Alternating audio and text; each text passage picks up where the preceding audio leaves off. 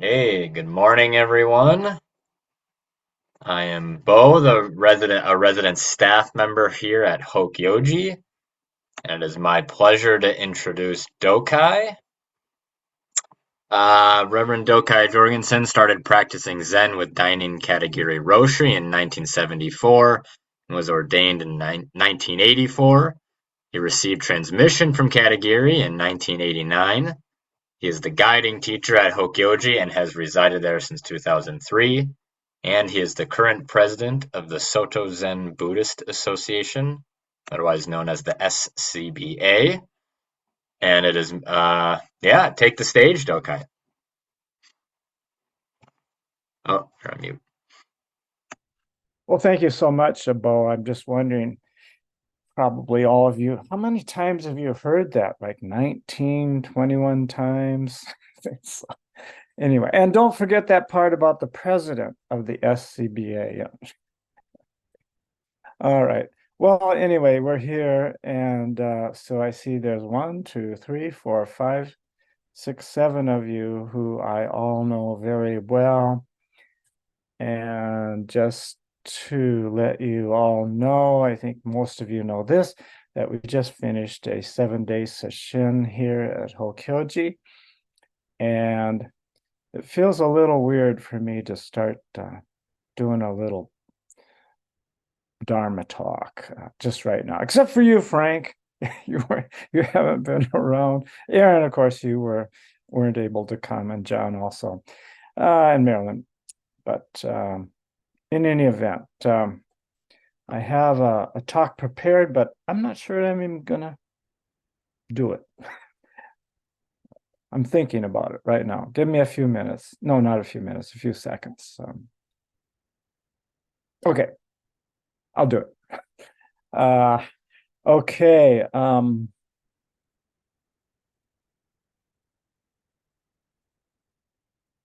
Okay, I'm going to talk from a chapter from You Have to Say Something, from a book by Katagiri Roshi, edited by Stephen Hagen. It's called, the title of this, and I've talked about this one on several occasions over these 20 years, but it really hits home for me. So it's the title of the chapter is called There Is No Escaping This Moment.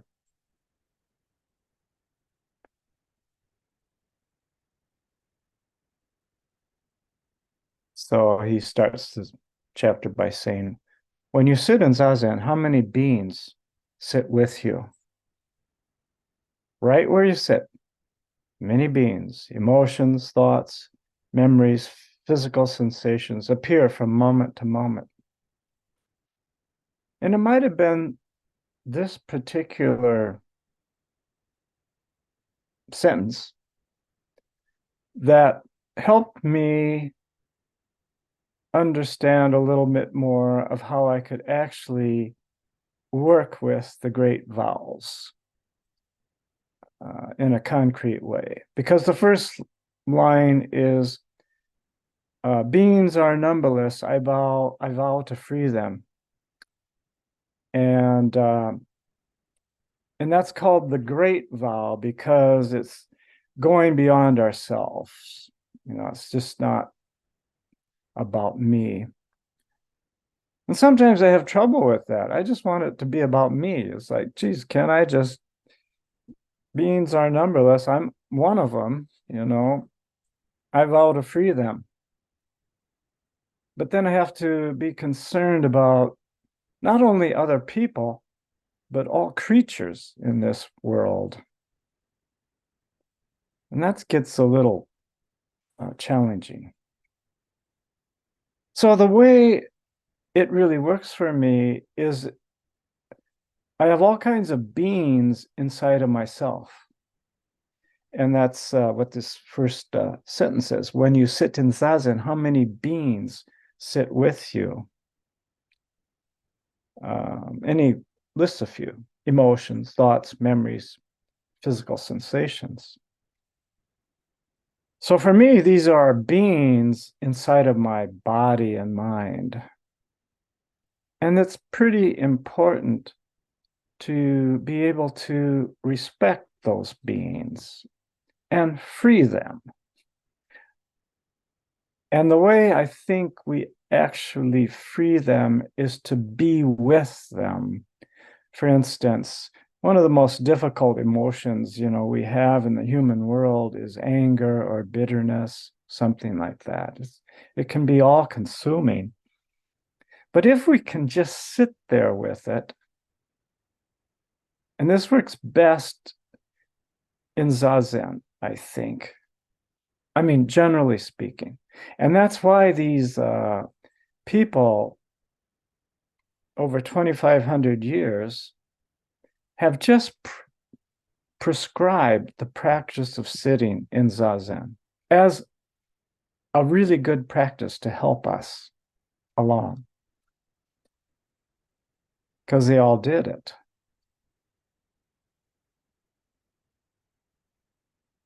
So the practice of just sitting with something that's very uncomfortable, let's call it right now bitterness or anger, because at least for me, those are probably the two most difficult things to negotiate in this world. But if we actually just sit with them and not actually try to make them disappear, that we just actually let them into our life, opening our body to feel the pain of that anger, the bitterness. I could talk about happy things too. It's not like I'm trying to be pessimistic or anything, but I'm just mentioning bitterness and anger because they're very difficult. If we're happy and joyful, it's not so hard to let those things in. But if we just sit with those things and not try to make them disappear or go away, they will naturally just dissolve. But we have to really let them sink into our body and mind and be open to receiving these, I'll call it dukkha, suffering. That's the ordinary word for, it's the word that has persisted for quite a long period of time in translating, dukkha.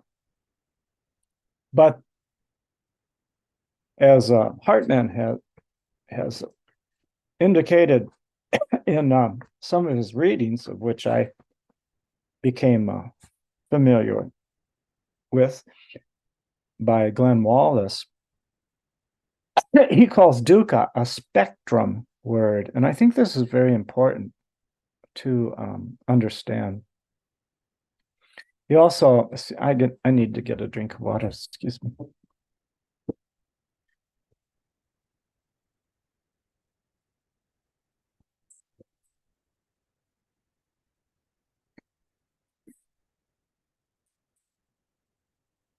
Spectrum word that goes all the way, and he's got 21 words here for dukkha. Let me just read a few of, I don't know, I should read all 21, but we'll see. I'll start out. Faint unsettledness,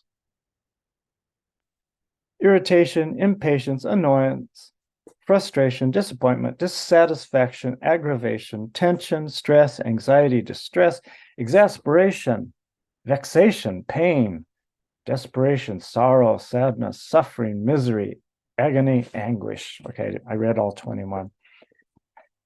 So what he does is he starts out on a very subtle level called faint unsettledness. And actually, that's what he translates the word dukkha. And I really appreciate that. Unsettledness, just unsettledness. It's not suffering, at least in the English language, suffering seems a little too intense because it covers a broad spectrum of just this unsettledness. And it can go just from then the other thing he says, this is important. In parentheses, he says, you may add to this list. There is virtually no end to it. And that is precisely the Buddha's point, explanation point. It flows through life like water. Each instant of life is colored by some degree of one of these qualities or any other quality you might add to it. I mean, it can go up to just the intense dukkha of, say, something like of someone very close to us dies or is going to die or is just like in experiencing intense suffering in it. It moves toward us. All the way from just sitting in zazen and just having the very slightest feeling of unsettledness. Very, very subtle. All the way.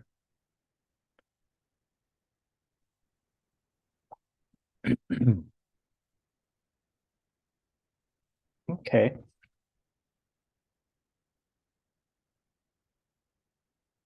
So how many beings sit with you? Well, millions, probably, in a period, maybe in just one period of zazen. If you take a lifetime like of sitting, like for 50 years for me, it probably goes into the billions, but I haven't counted them yet. So that's where we're at. So the next thing he says is in this chapter is yet this moment. So title again is there's no escaping this moment. Yet this moment is very simple. So why not just take care of it with all of your heart? Then he says, but you can't. There are too many beings there and they drag you away. Pain. If you see pain, pain drags you away. You try to make yourself relax because you're in too much pain. And you start to think of other things you could be doing, better things than just sitting in zazen. And that's pretty evident. We think, why? It's not the right time for me to sit and look at a wall. Not today, not now. There's other, I should just go for a walk or exercise, something. Things that would bring you more benefit than just sitting here doing nothing. But the idea of benefit is just another creature sitting right there with you in this very moment. It is only your thinking that goes off wandering, stumbling all over the beings of this moment.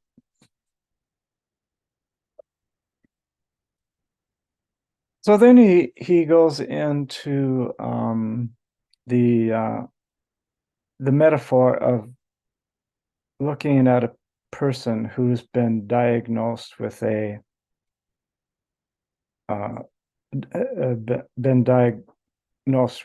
fatal disease. Now, in some way, that's a little silly because we've all been diagnosed with a fatal disease. It was called when we were born. So the fatal, we're set up to die, within 125 years. Let's put it that way.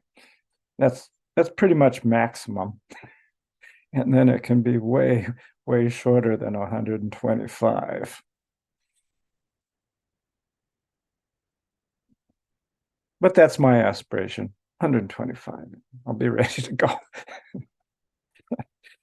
Yeah, we'll see how that works out. Okay. So he says, what about those persons who are facing death?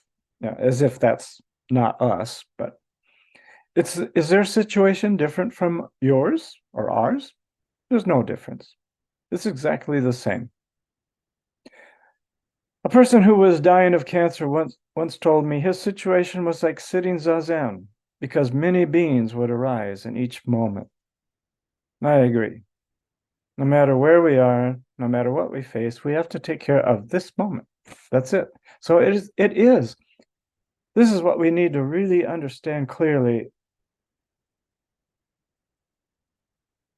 The only peace, happiness, freedom we will ever experience is just in this moment where we're living. This moment, this place, this time. It is not somewhere else.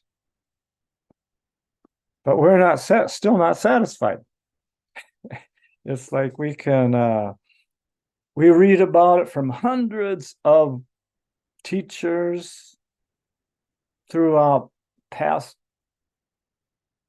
3,000 years.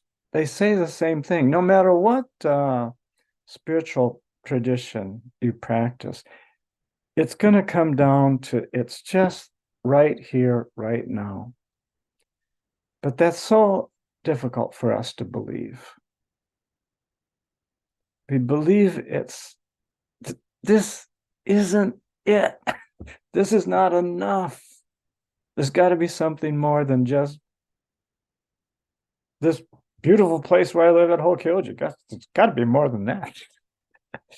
And yet I'm so fortunate to be able to live here in this place that's quiet, especially in the company of 4 other very, very serious practitioners who never are far away.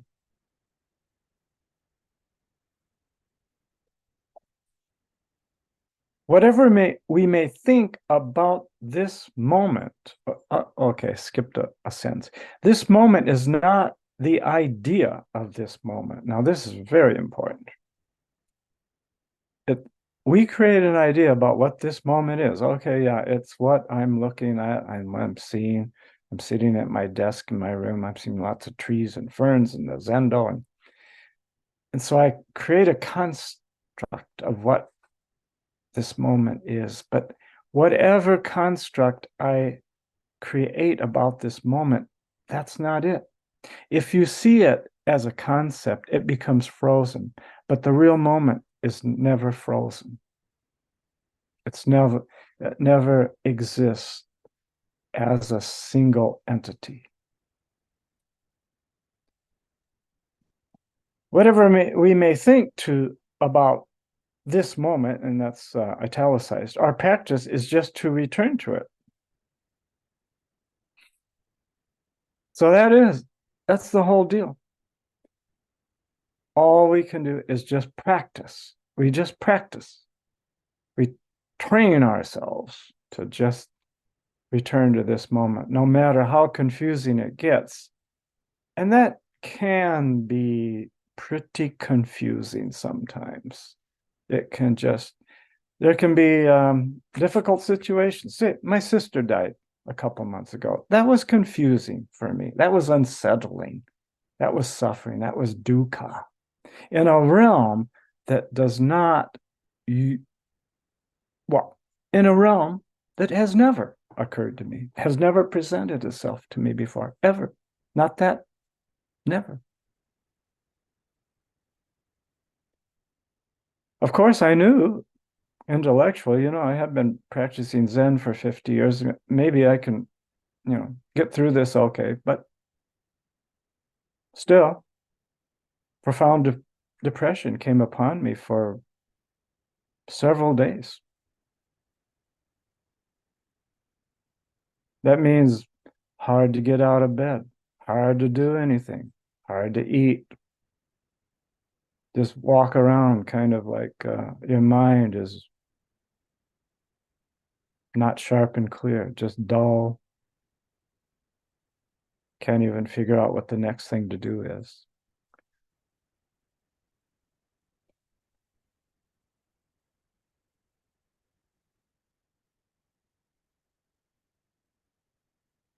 Even though we have doubts and fears, and we do, Even though we ask, why do I have to die? No answer appears. Only this moment is real. There's no escaping this moment. All beings, including doubt and fear, drop off in this moment.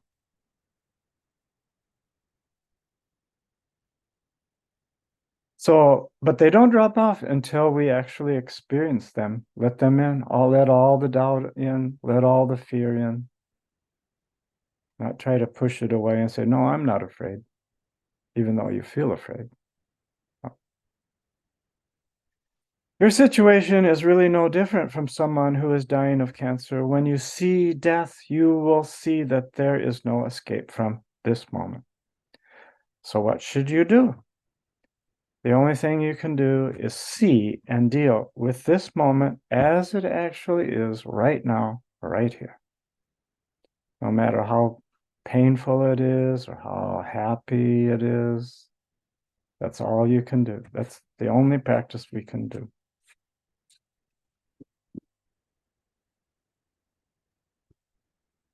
Well, the ideal here is I talk for 30 minutes and then you guys ask questions.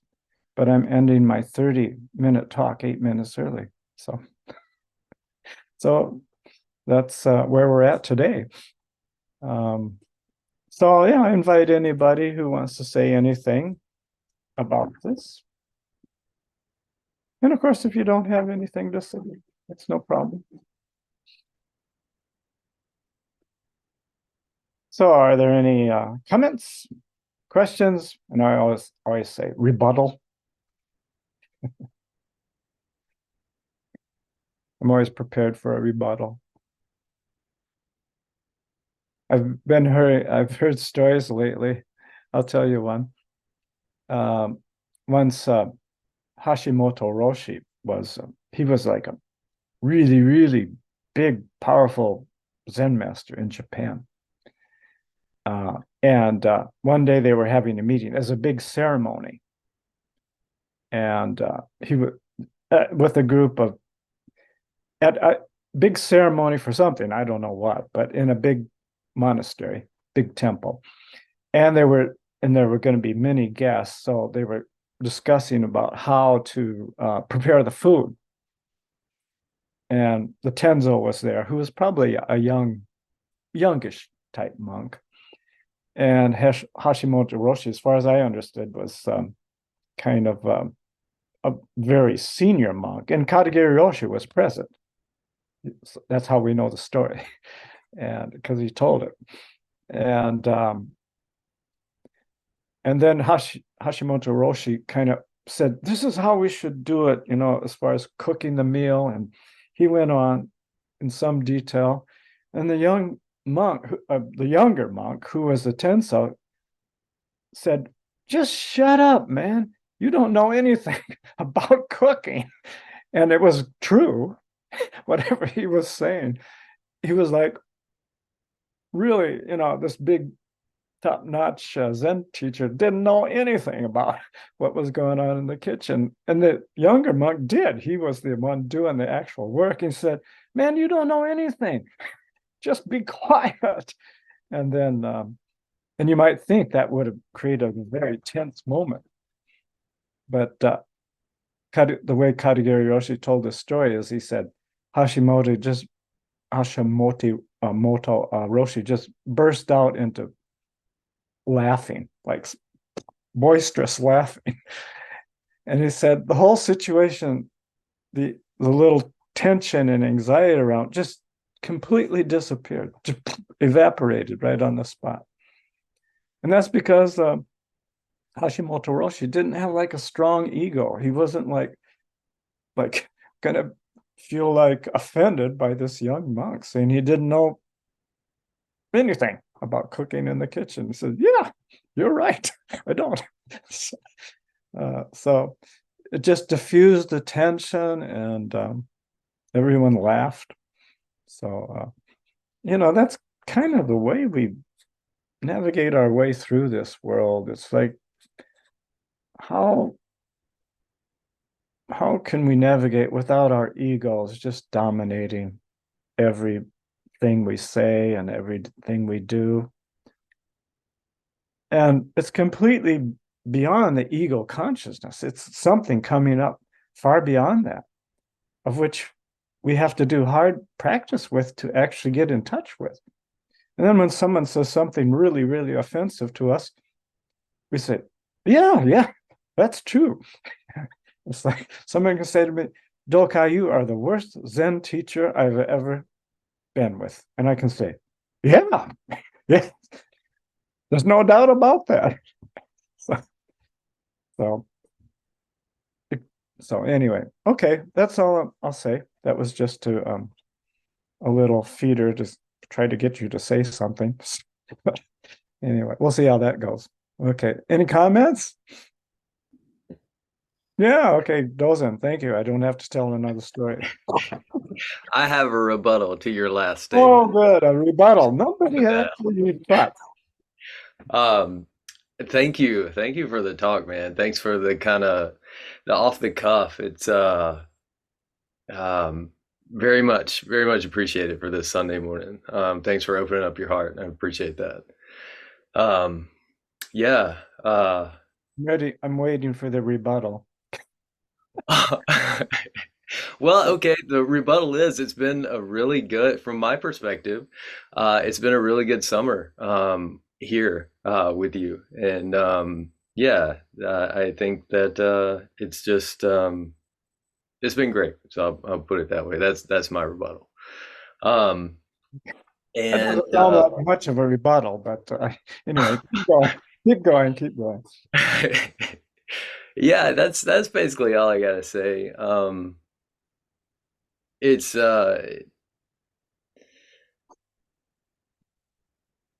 yeah, that's all I got to say. Thank you for the talk this morning. You're welcome. Thank you, Dozen.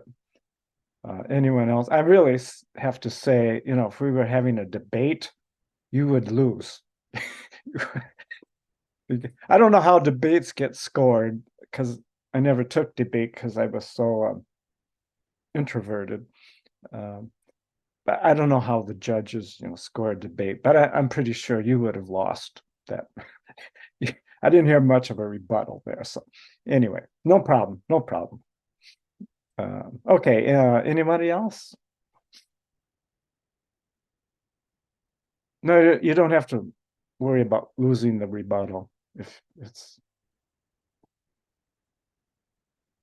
yeah. Okay, I'm just gonna sit. Oh, Frank, did I see your hand go up? You didn't do Let that. Aaron go. Well, I'll start.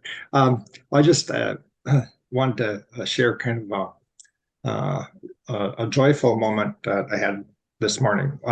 And what triggered the thought was when, your opening of our great vow of, uh,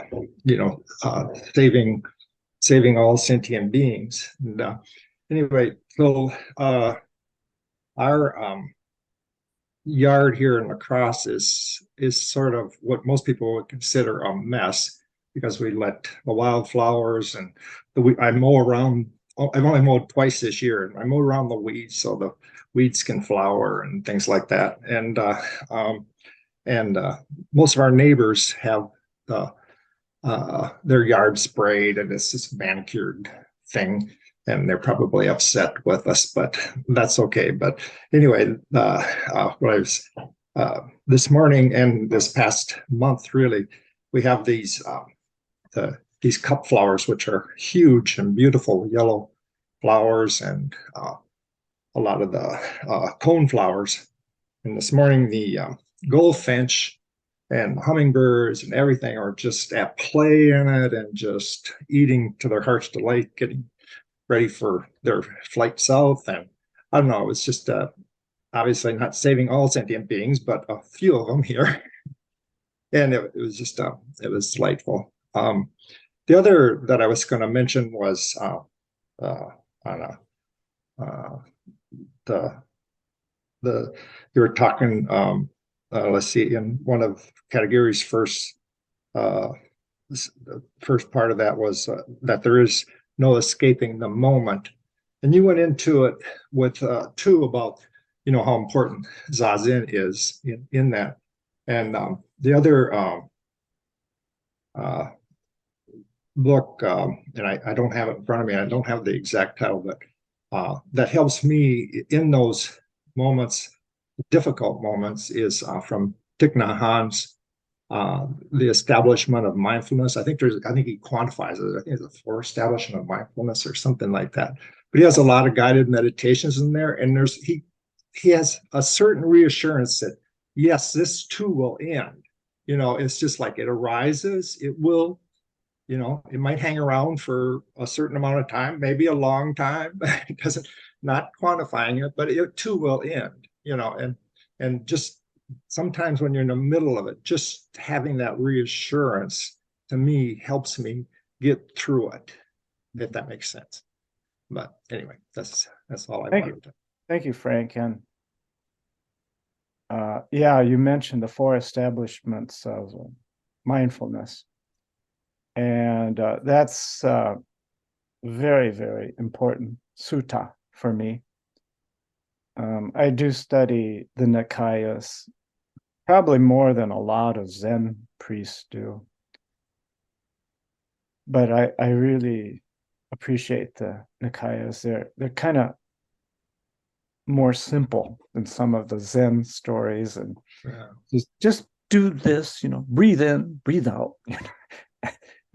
And you can kind of get that, yeah, okay.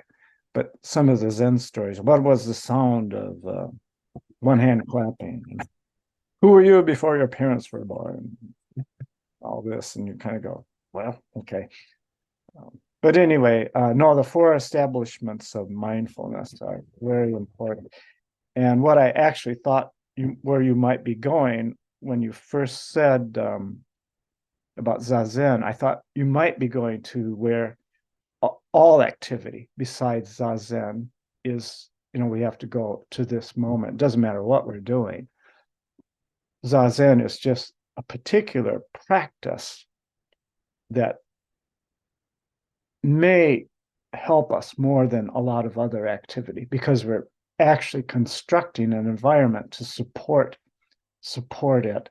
But, gardening, walking in the forest, working out a problem with your computer.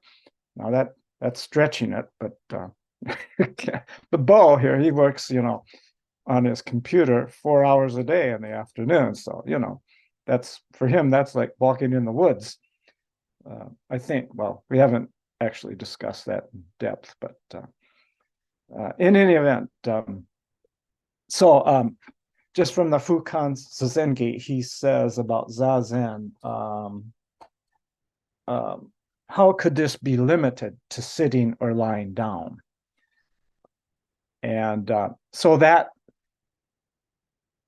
means all of our activity, even though it's just one sentence. How could this be limited to sitting or lying down? So sitting is Zazen, and lying down represents every other kind of activity that we do. Work, washing dishes, mowing the lawn. So it's not limited by any kind of special activity. And that special activity means Zazen. It extends through all of our activity. And about mowing your lawn, Frank, it might be okay if your neighbors get a little upset, but don't let the city get upset with you. So I have a piece of property I own down in Kansas City, and it's kind of ridiculous why I still own it. It's just a drain basin. It's worth no money whatsoever. You can't sell it, but still I get taxed on it. And I said, wait a minute, guys, this piece of land is worth nothing. It can't be sold, But anyway, the city contacts me because I got to mow it.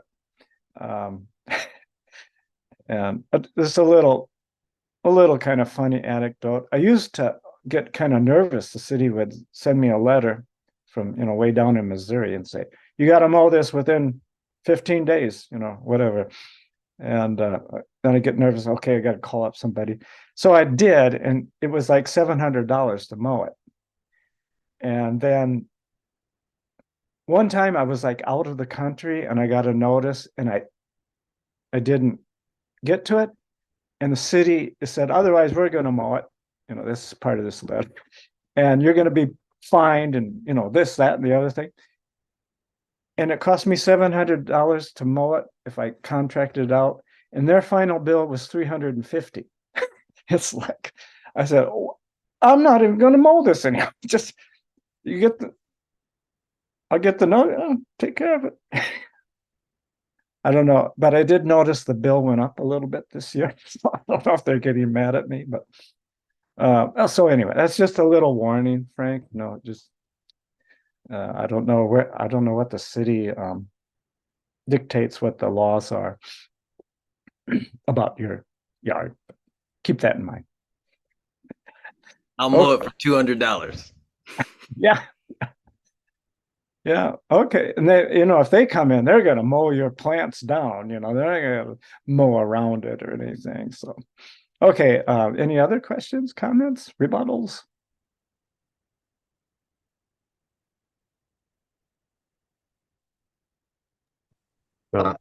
Yeah, John. Yeah, it's interesting. I have a very close friend who way back from high school, and we're still very close, and he's living down in Tennessee. And as you're talking this morning, I was thinking of it would be wonderful if he was, listening to the lecture. And his name is Joe, and he just spent about almost a month now at the Vanderbilt Health Center in Memphis, Tennessee, because he's going through some sort of a malignant melanoma, which I don't totally understand, but they had to totally wipe out his immune system and give him new bone marrow and things like that. He's going through a very severe time. And as you're talking, I was thinking about him and how he might benefit from listening to your talk. And then I recognized, well, if I were to say something to him, my friend, about the talk about present moment and just being with it, I wouldn't know what to say if he said, so present moment, just be with it, and what? What do you mean just be with it? Just sit there and just absorb it and just be there. It's like, yeah, and I mean, Yeah. if you know what I'm saying. Oh, I do. I think I do. Several years ago, my best buddy had a brother who was health was severely compromised and probably would die shortly. And his situation was, actually he had something, I don't remember what it was, but they gave him some kind of drugs to, try to help it along. But the drugs did more damage than good. It affected his breathing. So, very often in Buddhism, we say just concentrate on your breathing in, breathing. But this was extremely painful for this person. So I didn't actually talk to his brother, but I talked to him, and he said, what do you do when the breathing itself is like just painful? I thought, well, just be with it, well, that's pretty hard. Yeah. Yeah. So it is pretty hard. And the thing is, the lesson we can learn for that is let's practice before things really, really get hard for us. We have, obviously all of us here in this room right now have a certain degree of physical well-being, or we wouldn't be here. So let's practice this while our physical well-being and mental well-being is intact, because there will be a time when neither one of those things will be intact. Right. That's not the time to start. The time to start is right now. really change it. And that if we practice like this for a long time, I'm not saying anything's going to be easy when we can't breathe very easily, but maybe there'll be something with this practice that will help us negotiate that extremely difficult situation. Okay. That's all we can do. Yeah, thank you. You're welcome.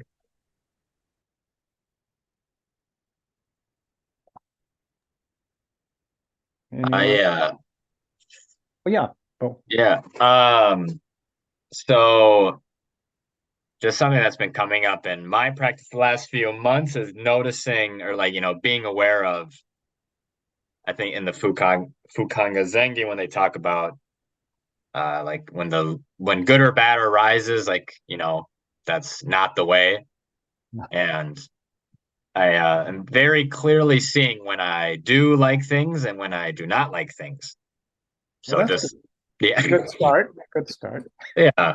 So for example, like just this first sit, like, being pretty very settled and sesshin, it's like, oh man, this is really nice. I like being settled. And then, we go out for pizza, this and that. I talked to a friend yesterday, and then I sit for 20 minutes, and the first 10 minutes, it's like I got all this energy and I don't want to sit. And then, it calms down, and then it's like, oh, I really like being calmed down.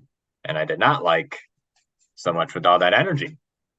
And so it's just kind of it makes it just makes the present moment, it like having those attachments. It's like, for me, it feels like the present moment is when I'm very settled, but it's harder to see that when it's like I don't want to sit and I want to do something else.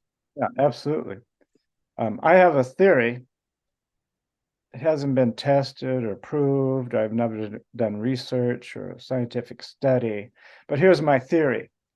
To whatever degree you do not like, no, to whatever degree you do like something called, let's say it's that much, a zazen, there's going to be another time when you don't like it that's equal to the liking. It's like whatever, like maybe you like zazen this much, well then you're gonna dislike it this much. So it's like they just go together, like and dislikes. So the degree that you like doing oryoki, if you really like it, like, oh wow, it's wonderful, there's going to be another time when it's that way, where you don't like it. So that's my theory. Now you guys, it's going to be up to you to test that theory and write a research paper about it, because I don't have the energy to do that. Anyone else? Aaron, how about you? Oh yeah, I raised my hand. I have Did? Did half you? the early at the same time as Frank, but Oh, okay. I didn't see that. Aaron go first, and I'm like, so I'll cycle around. I almost thought about withdrawing my question, but you're talking about sitting with all these beings, and then you mentioned that just by kind of letting them fully in, they'll sort of dissipate by themselves, sort of thing. And I got to thinking, I wonder why there's probably a psychological underpinning to why that's true. I mean, I think a lot of people maybe have experienced that, but the reason I was going to retract is you also mentioned later with the Nikkei is, oh, they're so much simpler. You just say like, do this thing and like, don't worry about it too much. Don't sort of analyze it to death. And so I thought, well, is the sort of analyzing it, taking you down, does that sort of make it not work when you do that? Or I don't know. But I do kind of, it's obviously such an old practice and it wouldn't be around anymore. Didn't work, but what is working, I don't know. You see why I'm gonna anyway, that there's that. Obviously don't even know how to form the question at this point. I mean, it feels like kind of a leap of faith doing this thing, and you kind of wonder what I like. Yeah, absolutely. We all know the story about the monk who climbed up the 100-foot pole which means you've really, really done sincere practice for a long, long, long time.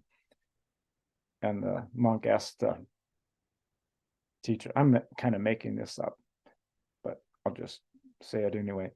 So the monk says to one of his teacher, he says, I've climbed up to the top of the 100-foot pole in this practice. What's next? In other words, I've reached the summit. Now what do I do that I've reached the summit? And the teacher says, well, jump off the 100-foot pole. So that reminds me of your question, Aaron, or your comment. It's like, well, you just have to take another step forward. And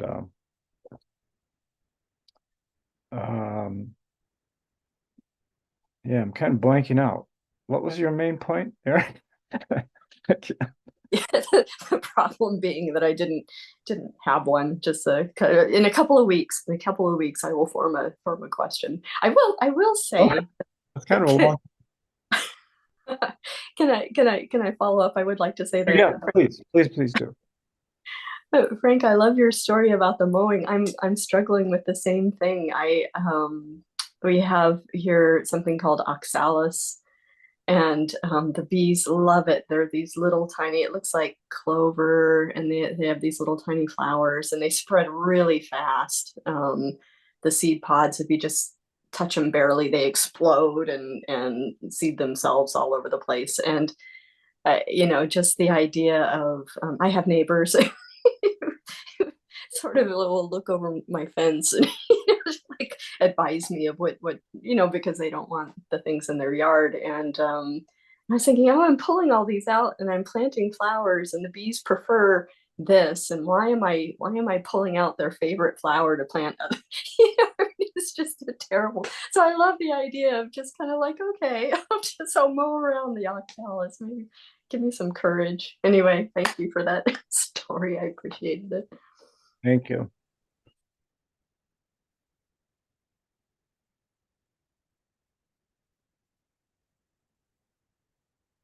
Anything else? I think I have a question that's kind of related to what John was saying about his friend. It's like, how do you respond to someone who is really, really in the thick of it, that doesn't have a background of practice with just being with things, and they ask for your help and sincerely ask for some type of guidance or something. What do you tell them? How do you be there for someone? What's striking me right now, Dozen, is that there are times, I think, when we need to seriously refrain from trying to give advice or teach somebody. And I would say in those situations where someone doesn't have a real background of practice, and we like us, I would say the practice then is for you to help that person is just be there with them. Just be there. Listen to what they have to say. Maybe not even attempt to even offer any advice. Just be there, talk with them, listen. That might help more than anything else. It all, one of the famous Zen stories is, and I've talked about this quite a bit in the past too, is someone came to a Zen teacher when he was at the very near end of his life, and one of his very close disciples, and asked him, what is your teaching of your entire life? And the person said, to make an appropriate response. It seems pretty simple, but it's like, where do you find the response to things are coming in from this world, presenting themselves to us moment by moment? You were just the Tenzo at this week-long session. There were things in which you had to respond to appropriately. You got to make a breakfast, you got to make a lunch, got to make tea or whatever. You just make an appropriate response. And while that isn't like dealing with someone who is approaching their death, still it is. And it's a practice where you are just settling yourself into this moment and responding to it.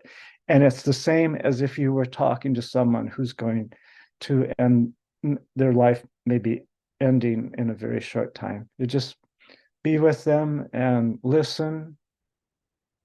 And try not to have too many ideas of your own about what you think they should do, I think. Because if they're not open to receiving it, they're not going to receive it. So we have to, so then we just listen and see if there's somewhere where we can respond appropriately. But maybe it's just listening is the only thing we can do. Does that make sense? Okay.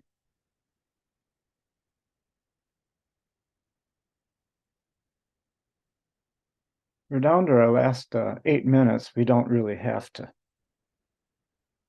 use them if they're not going to be appropriate for us. So, but I'll just open it up for maybe one more comment, if anyone has one. I guess I really appreciate those last comments about in the situation like John is in, or what I've just gone through with my sister-in-law, especially, who was dying of brain cancer and did in mid-June. But it was 4 months of just this excruciating angst that she had around dying, because she didn't have any practice or anything. But what we found was, just really listen intently as to what she wanted. And a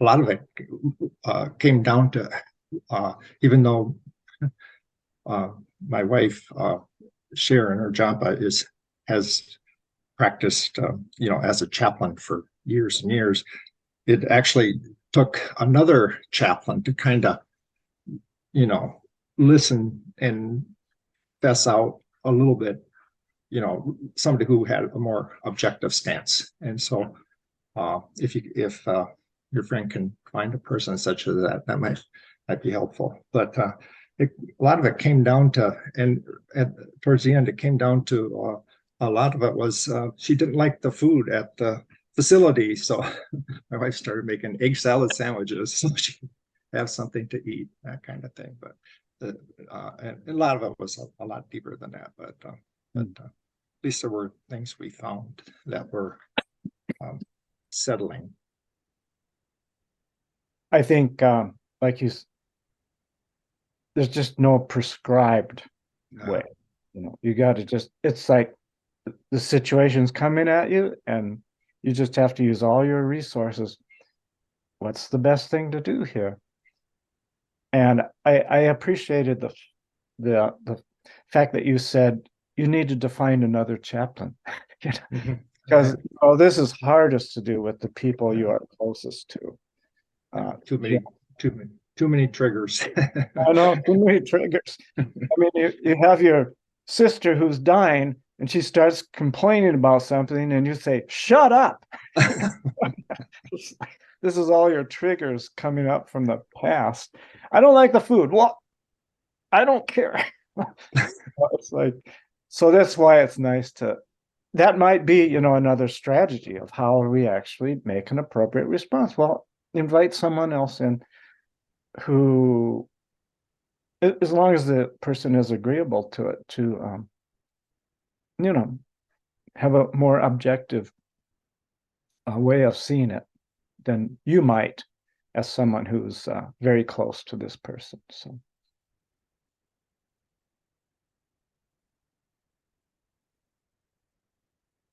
Well, we're down to our last 5 minutes, and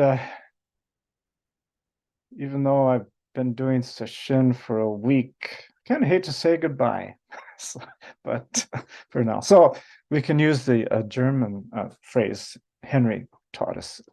Well, of course, I think we've all heard, I'll be the same, and something like that.